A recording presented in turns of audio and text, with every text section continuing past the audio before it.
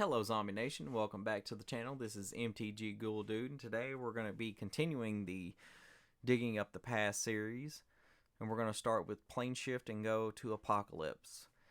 And I just want to let you guys know that as we go deeper and farther into Magic, well, not farther back, but closer to where we're at now, sets will probably be less. There will be less sets in a video compared to my previous videos where there was maybe like 5, 6, 7, and it'll probably end up being like maybe 2 or 3, or maybe just the whole one block in general. But with that out of the way, if you like this content and you want to see more, like and subscribe. If you have any suggestions for the channel, let me know down in the comment section below, and let's get on with the video. So we're going to start off with Planeshift. Planeshift was the 22nd Magic expansion, was released in February 2001 as the second set and first small expansion in the Invasion block. We're going to start off with Lava Zombie. For 1 a black and a red, it's a 4/3, but when it comes into play, you have to return a black or red creature to its owner's hand, you control. And it also has the ability for 2 generic to give it +1/+0 until end of turn. So if you really just wanted to pump it up to infinite and fling it at somebody, there's your chance. Lord of the Undead, we've seen him before, we know what he does.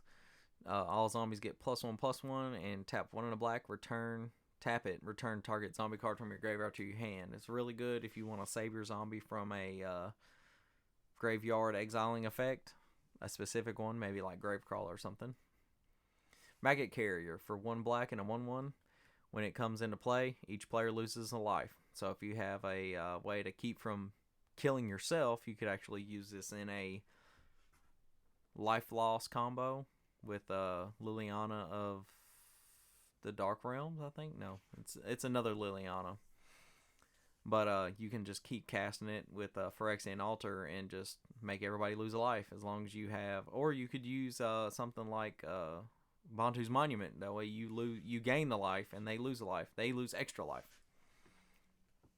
Moving on to Nightscape Battle Mage. It's a 2 in a black for a 2/2, but it has 2 separate kicker costs, 2 in a blue or 2 in a red.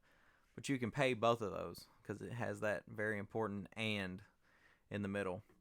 But if you pay the blue kicker cost, you return up to 2 target non-black creatures to their owner's hand. So you could return one of yours, or you can return 1 or 2 of your opponents. And the red kicker cost is destroy target land.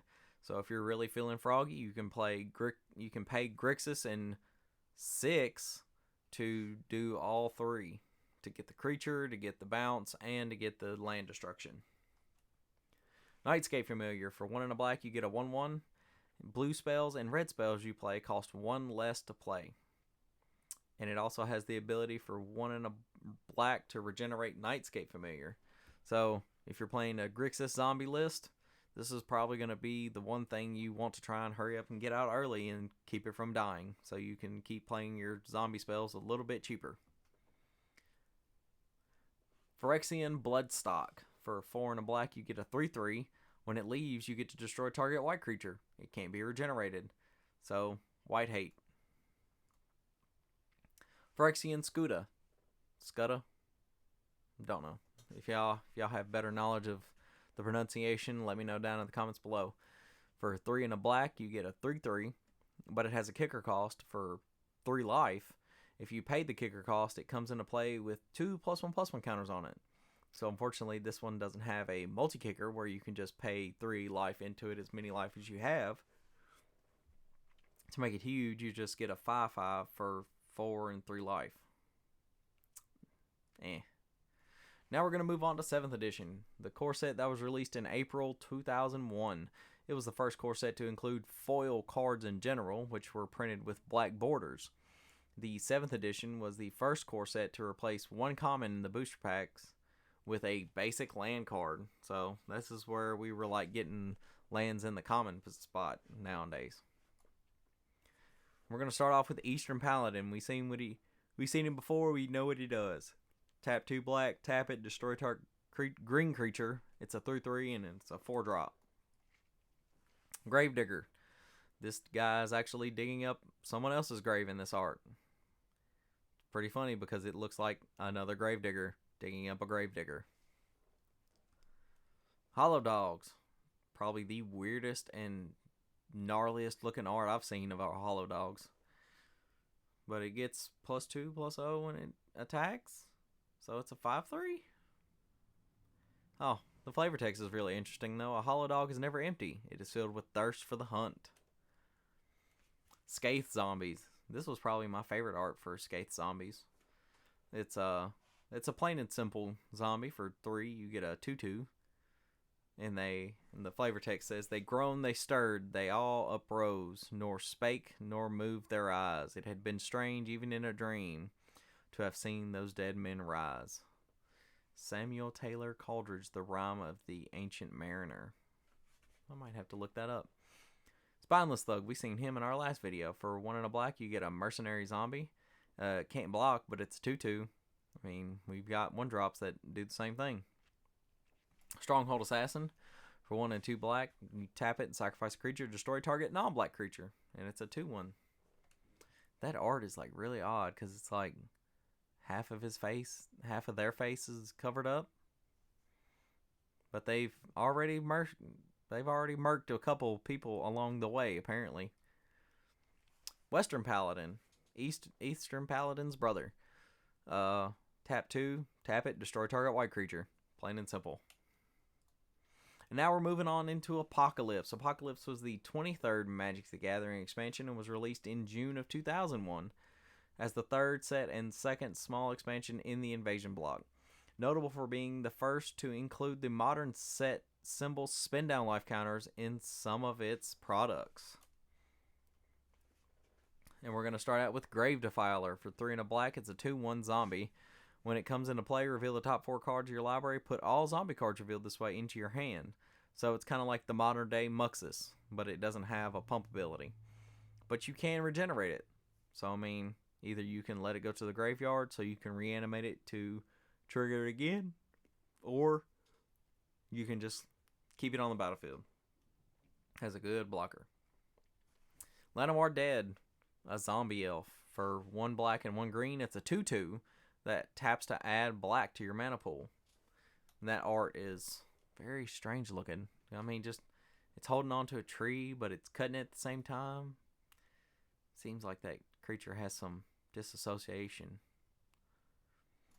Mournful Zombie. For 2 and a black, it's a 2/1 zombie. You can tap a white and tap it. Target player gains 1 life. So, I mean, you can give yourself a life, or if somebody's getting dealt lethal, guess what? You can save them. Maybe. If they're lucky. If it's just by 1, if they're getting attacked for Xaxes, you could probably save them. But I don't think it'd be worth it. Putrid Warrior. For a 1 and a black, you get a 2/2 soldier zombie. So, as far as I know, it hasn't been errata to any kind of other type besides just zombie and something else. Whenever it deals damage, choose 1. Each player loses a life, or each player gains 1 life. So if you're playing a tribal zombie hugs deck, which just sounds really strange, but it's doable. It's something that I've thought about doing, in my time. But if you were doing that, you can make everybody gain a life. Even though you attack them for 2, they just gain 1 back, and everybody else gets 1. Quagmire Druid. This is another zombie that has a off-color enemy color. Well, wouldn't this be a pair? One of the good pairs? I don't know. For 2 and a black, you get a 2/2, and you can tap it. Tap green. You can sacrifice a creature and destroy target enchantment. So, black has had enchantment removal, but you had to pair it with green. So, I don't know if that will qualify. Zombie Boa. For 1 and a black, you can choose a color. Whenever Zombie Boa becomes blocked by a creature of that color this turn, destroy that creature.